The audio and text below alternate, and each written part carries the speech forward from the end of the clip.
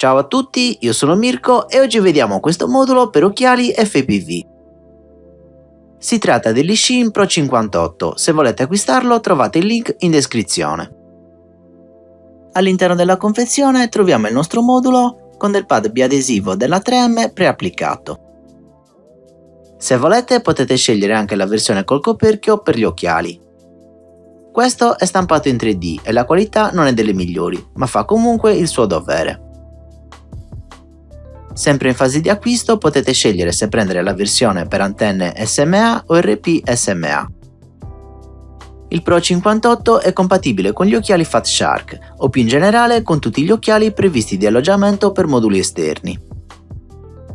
Questo modulo è di tipo True Diversity, ovvero ci sono due riceventi collegate a due antenne. Il sistema manda agli occhiali il video dell'antenna che ha in quel momento il segnale più forte.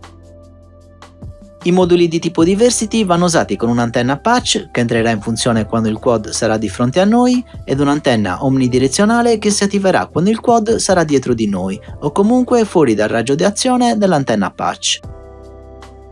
Abbiamo anche un piccolo display OLED dove vengono visualizzate le informazioni del modulo ed una rotella per scegliere velocemente banda e frequenza e navigare all'interno delle opzioni.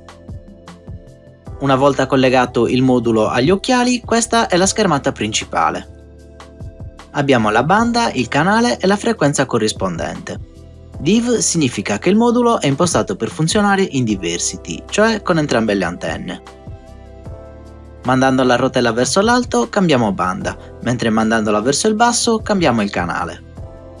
Premendo la rotella accediamo al menu. Qui abbiamo RF e CH che ci dicono che banda e canale stiamo usando. Search fa uno scan cercando la frequenza più forte.